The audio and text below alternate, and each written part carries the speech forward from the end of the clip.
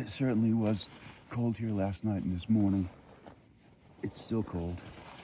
I do feel like my feet warmed up, relative term, through the middle of the night, but they're cold now. I don't know how long one foot was sticking out from under the quilt, but I woke up to, I think, my left foot, but it doesn't matter. One of my feet was outside of the quilt, which is bad news, sleeping in the mountains on a night like this. Even my coffee, my water for my coffee was a little bit frozen. Not a lot of it frozen, but a little bit frozen, which is bad news for my Sawyer squeeze because I didn't think about that. Rookie mistake. Otherwise, I would have slept with my Sawyer squeeze in my toe box of my quilt to keep it warm. So it's possible that the Sawyer squeeze O-ring froze, which means that it's compromised. So there's not a lot I can do about that now. I have aqua tabs, but I think I might replace the Sawyer squeeze with a Katahdin Be Free in Mammoth. The issue is that that's days away. I can't even hazard to guess how many days away. 7, 6, 8. So, I mean, the water sources are pretty clean up here, but you never know what died in a water source or what would contaminate one. So, fingers crossed. I mean, they're cold, but the trench foot's gone and the color's back. So, I don't know if I could hope for anything too much better than that. I woke up at 2 and went back to bed and woke up a little after 4, maybe 4:15. It is just after 5 now. I was hoping to be out of camp at 5. Now I'm not even sure if I'll be out of camp at 5:30. I'm in slow motion. It's not easy to get undressed and get into your hiking clothes when it's this cold out and you're not in your tent. It's 6:08. I finally got everything all packed up. I'm just about to head back out there, all the way out there. But I wanted to show this quick little exercise that I had Googled and read. So the military used to do this back in the World Wars, and that's when they had a lot of issues with trench foot, with soldiers keeping their feet, getting their feet wet in the sopping wet trenches all day. So they gave them a bunch of extra pairs of dry socks, and they changed their socks frequently, but they'd also march in place stomping their feet to get their circulation going. So my feet aren't nearly as cold as they were when I woke up, but that's another good tip to do. Do your own research. Find out where it works for you, but be careful out here when it's cold and wet. And we are back on the PCT. Just had a little bit of a hard time getting out of my own way this morning. I think it's a combination of things. It's freezing. Also, just sleeping here alone. You know, I didn't have anybody else to wake up before me to make me feel like I gotta get going. I was about a mile from the top of this Pinchot Pass, whatever it is, when I left camp. So I'm gonna have to take my time, but I'm hoping to get up to the top soon because I gotta get over Mathers Pass. I won't get to Mathers Pass as early as I hoped. Not getting an early start, but it's kind of non-negotiable. I'll be 10, 11 miles from Mathers Pass by the time I get over this. So I gotta get over 2 passes today, otherwise it's gonna be a ridiculously short day. So this is it, the top of Pinchot Pass. It took me about an hour, so 1 mile, 1 hour. I would normally want that to take a half hour, but you can't rush it. Here comes my friends. You're going up, you're losing the trail, you're rock scrambling, you're going across snow. It doesn't look terribly complicated on the way down, right out of the gate anyway. No ice, just this path. So, time to start heading towards Mather Pass, which should be more complicated. Nothing too tricky on the other side either. This isn't steep. No spikes, no axe. just basically rock scrambling when you lose the trail going down the other side. Just like the other passes, just like the way up. I might have been the first person over Pinchot Pass today. Today already feels like I just slipped and killed myself. And that's how it happens. It's icy, I'm filming, I'm talking. Not everyone would be filming and talking, but they would be walking on this ice thinking about something, and boom, your hike's over. But today already feels better than yesterday. Getting up to the top of that pass took less effort and was less technical than yesterday. Getting down it, I mean, I still got to finish getting down it, but so far so good. And the next pass is closer. So yes, the next pass is more technical, but it's closer, so I'll get there a lot earlier. And I'm not trying to make mountains out of molehills. These are already mountains. It's more about me though than them. They're in the way, they're here, whether I try to go over them or not. So it's just a matter of how do I feel when I'm trying to go over them. And I like to read the far out comments to see, you know, have other people gone over them in the middle of the day or in the afternoon. And yes, some people do. And you know, you just try to use your best judgment and get a handle on if the far out comments are, you know, trustworthy.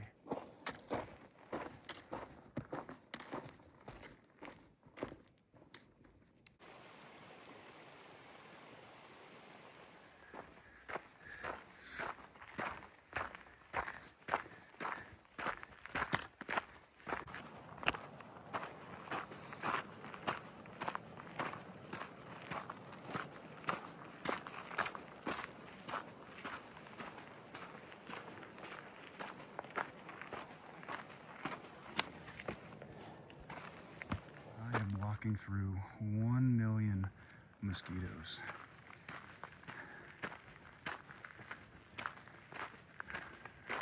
So as beautiful as this is, it comes with a price. Oh my God, they're all over me. I'm getting swarmed.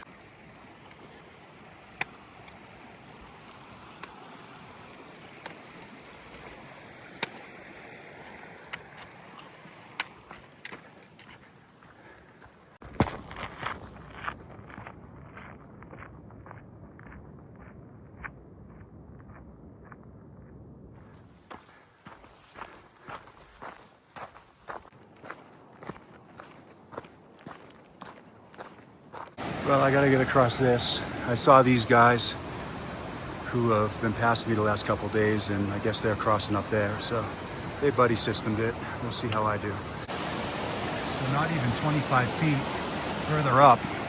It's pretty shallow. I mean, I got my trail runners wet, but my socks, not even halfway up my socks. So pretty reasonable. And I don't expect to be able to keep my feet dry today. So I stopped to filter some water, and I took my socks off to let my feet breathe. This is something I didn't do yesterday. I don't think I started getting my feet wet until late in the afternoon, but I kept them jam-packed in my wet socks and wet trail runners all day. So my feet will get wet again, I'm sure, but for now, this is good for them to let them breathe. You can already see they're losing color on the bottom of the foot. They don't like being stuffed in wet socks for too long. They can't breathe. So I am 3.5 miles from Mathers Pass and 2.5 miles from the view of Mathers Pass, and that's the first time I saw a view of one of these passes marked as a waypoint on far out. So I might stop there, drink a little coffee, and look at the pass I'm about to go over. But I still think I'm going to be at the top of Mathers Pass. I was thinking around noon, but I suppose I'll be climbing up there, so it might take a little longer. But that kind of ballpark, 12-1 over it, going down the other side.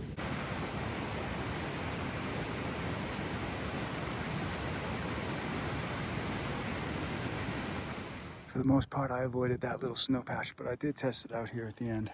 It is soft and slushy, so I just talked to 2 southbound hikers, and they said the pass is doable. A little bit of snow on the other side. When I asked if the other side was steep, and I know it is, they said, yep. So very concise report. I'm just gonna have to be careful in the snow. Get the micro spikes, and depending upon how it looks, the ice axe out of the pack.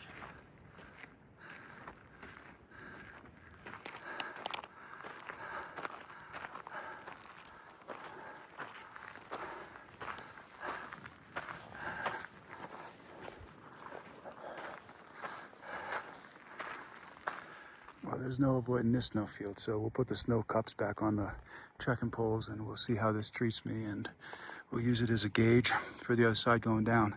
But like I said, micro spikes and ice axe, I'm not gonna hesitate to pull them out anymore. I've made some bad choices. I've also asked people and maybe been influenced by some bad advice, but it was my choice to take the bad advice.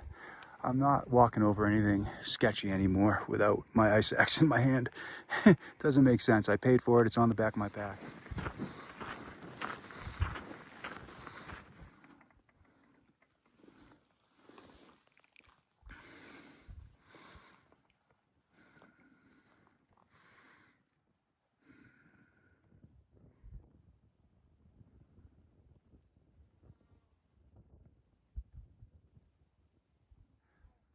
So it's a bit of a slog. A lot of southbound hikers coming over this pass. There are a couple of sketchy parts. Luckily for me, these two came by, because twice I had to rock scramble up the side because the switchbacks are just covered in snow. Over here, everybody just kind of cut up the side and there's no snow where the trail is. There's no boot tracks. And then those boot tracks really go nowhere. I don't know what's going on there. Somebody just went farther out than they had to and came back. But there's a couple of switchbacks everybody seems to be skipping. So you can see the trail, but there's no boot tracks in the snow. And I don't feel like cutting boot tracks at 1 o'clock in the afternoon.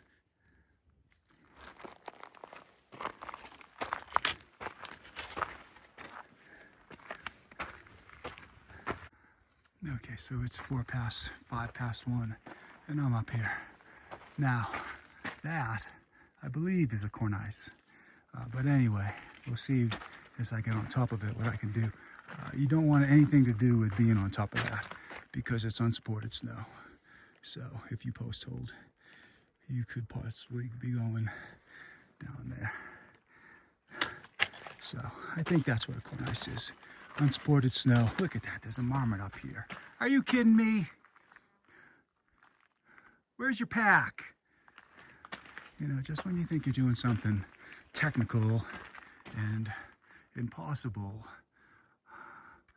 and then this guy just lives up here. But this will never get old. This is gonna be a 1-hour video of me filming this guy.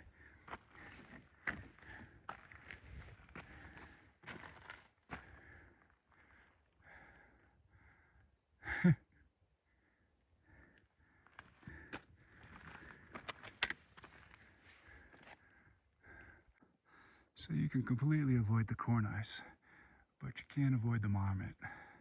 He's up here collecting tolls. Peanut butter crackers to pass.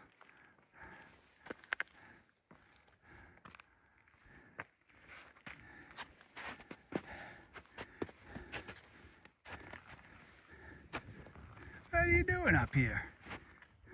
I'm talking to you.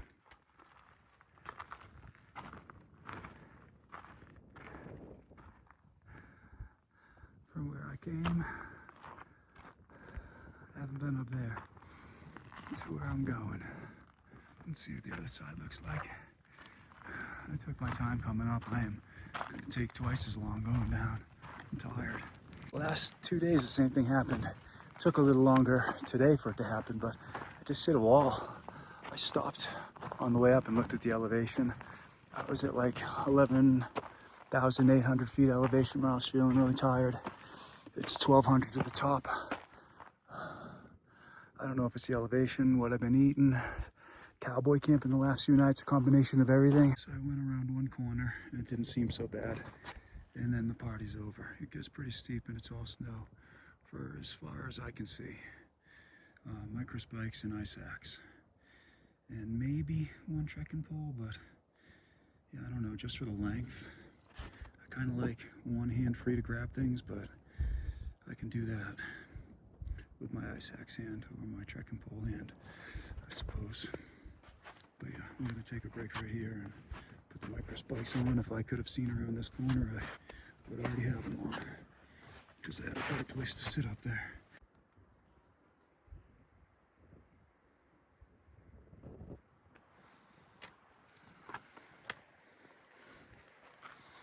Well, it's 1:20. Excuse me, it's 2:20. So it was an hour and a half. Started up there somewhere, and that truly was an adventure. Getting down this one was like none of the others, and it's almost hard to explain. It started off pretty simple, just following boot tracks on a ridge that was steep. And then I realized I was nowhere near the trail and I didn't know what to do. So you start rock scrambling. Then you run out of rocks to scramble on, and you gotta just kind of step your way down the snow. I think this one they said don't glissade, because I think someone broke their leg, so there's a lot of rocks under there. But if you see those rough patches in the snow, it's like descending footsteps. And if you're almost walking like a Dr. Seuss character or an animated person in a Beatles video, it's hard to explain, but you're just like putting your foot way out in front of you, digging your heel in. You're going down, but you're just keeping your weight back. It's hard to explain. And I post-holed a couple times doing that, but anyway, micro spikes are off. Feet are wet, pants are wet. I feel like I'm down off of it. So, 2 passes in a day. I'm tired, and I already lost the trail. But I need water. This is definitely the trail. So that's how you lose it. It's under the snow.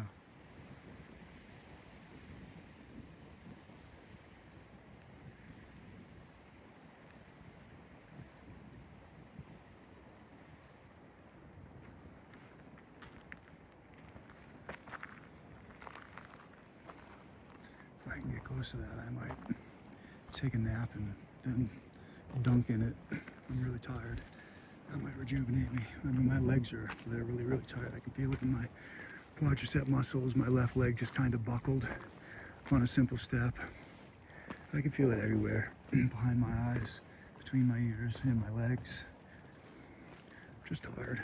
Once I get down somewhere to take a break, take my pack off, I'd also like to put away my ice axe, my crampons, a few other things, and take a good look at far out and decide what I want to do with the rest of the day.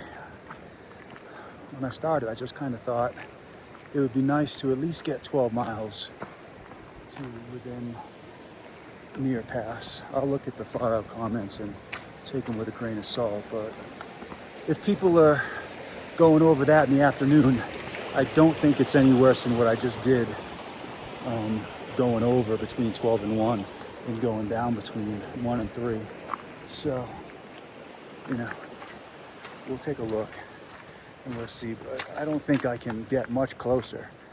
I have no idea how far away I am from it right now. And normally I would just want to hike till about 7. I don't particularly like to hike much past that, but since I do feel like I want to rest, I'll see what I got and I'll see what I'm willing to put into it. I found this nice campsite, a little bit of shade.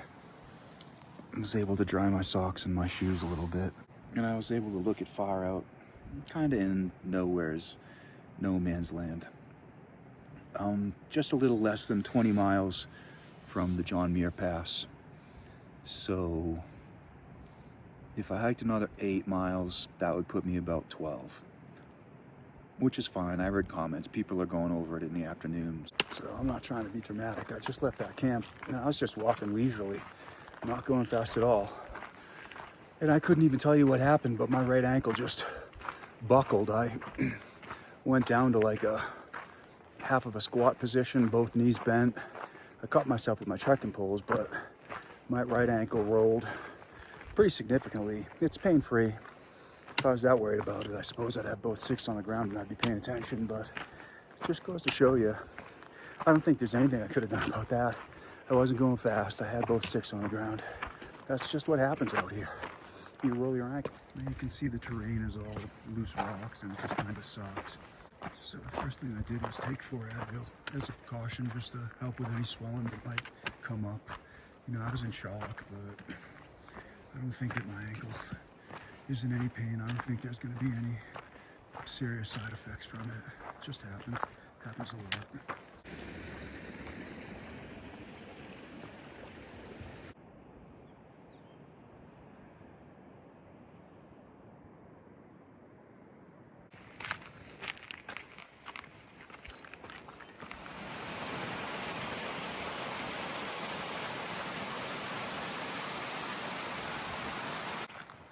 This section just north of Mathers Pass is just stunning. Might be the most beautiful section of trail I've ever seen. Right now, with all the water coming off of the mountain, flowing down to this lake, and then the view of all the other mountains.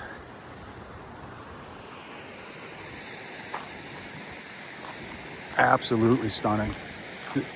This is a one of one hiking experience. I don't think I've ever seen anything quite like this. And to get dropped smack dab in the middle of it. And here I am thinking I just need to make miles, set myself up for the next pass.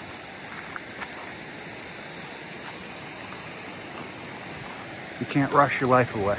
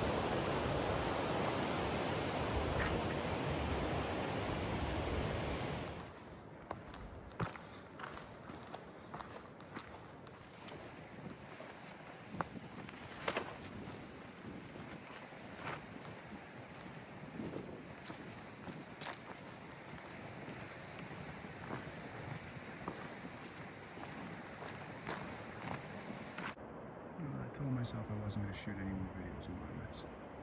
But here, I have to interrupt this one, sunning himself.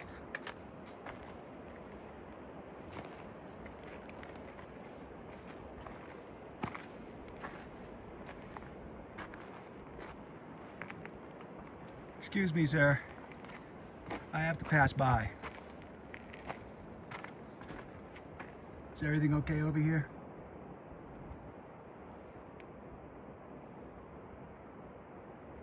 I'll take that as a no. This is down a switchback level. Same marmot. What are you doing, stalking me? Same marmot. 2 or 3 switchbacks later.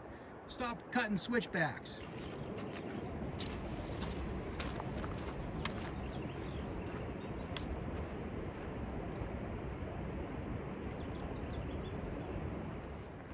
So I looked at Far Out, and when I looked, there was a campsite 2.6.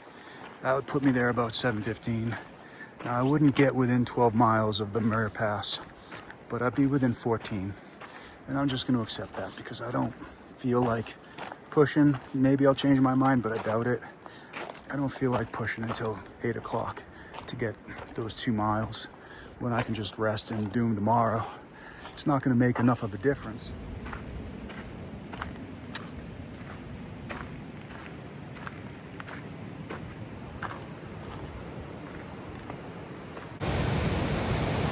Very funny, PCT. It's going to switch me back right here. Don't even bother looking for the rocks to hop across.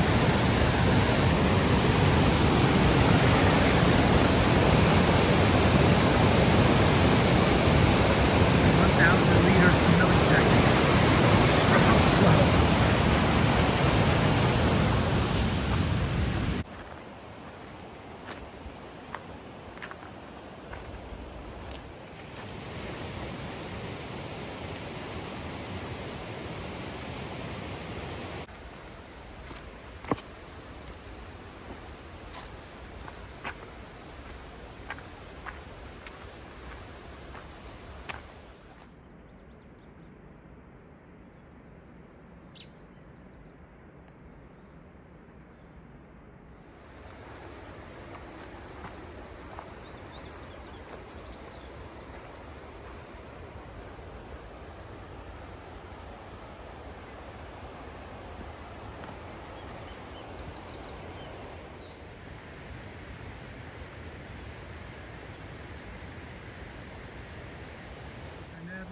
saw good tracks to film, but I knew I saw deer tracks. You look like a doe I saw near Mount Whitney. Now, I'm not really interested in the standoff. Get out of here, I'm tenting here. First female to ever listen to me. Well, I really had my heart set on having this campsite to myself. After running her out, she went right back to whatever she went right back to whatever she was doing over there in the first place. I was gonna pick that tent spot, but one, she seems to like it, and two, that tree is leaning. I mean, that other tree is doing a good job of holding it up.